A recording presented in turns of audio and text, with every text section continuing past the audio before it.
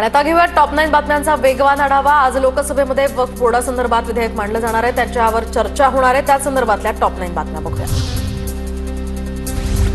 आज दुपारी 12 वाजता वक्फ विधेयक लोकसभेत मांडणार, तर विधेयक मांडल्यानंतर लोकसभेमध्ये सत्ताधारी आणि विरोधी पक्षांची 8 तास चर्चा होणार। संध्याकाळी वक्फ दुरुस्ती विधेयकावर मतदान होणार। वक्फ दुरुस्ती विधेयकावर भाजपच्या मित्रपक्षांना फक्त 40 मिनिटच बोलण्याची वेळ, तर एनडीएतील मित्रपक्षांना 40 मिनिटात विधेयकावर बाजू मांडता येणार। वक्फच्या दुरुस्ती विधेयकावर आज वादळी चर्चा होणार। इंडिया आघाडीनं दुरुस्ती विधेयकाला विरोध केल्यानं आजची चर्चा वादळी ठरण्याची शक्यता। ठाकरेंची शिवसेना वक्फ सुधारणा विधेयकाच्या विरोधात मतदान करणार, तर सूत्रांची माहिती राऊतांच्या पत्रकार परिषदेनंतर सस्पेन्स वाढला, तर विधेयकाला पाठिंबा की विरोध हे मतदानानंतर खासदार सांगतील, राऊतांची प्रतिक्रिया। वक्फ दुरुस्ती विधेयकामध्ये पारदर्शकपणा नाही, सरकारचा हेतू योग्य नाही, वक्फची प्रॉपर्टी लाडक्या उद्योगपतींना देण्यासाठी ही पायाभरणी, राऊतांची टीका।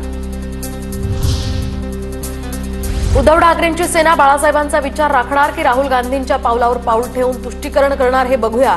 वक्फ विधेयक सादर होण्याच्या पार्श्वभूमीवर फडणवीसांचं ट्विट।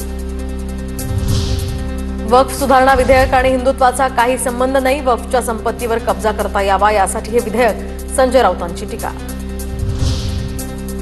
वक्फ बोर्डावर बिगर मुस्लिम व्यक्तीची नेमणूक नको, चंद्राबाबूंची भाजपकडे अट, तर विधेयक मांडल्यानंतरच चंद्राबाबूंची अट मान्य केली की नाही याबाबत स्पष्टता येणार।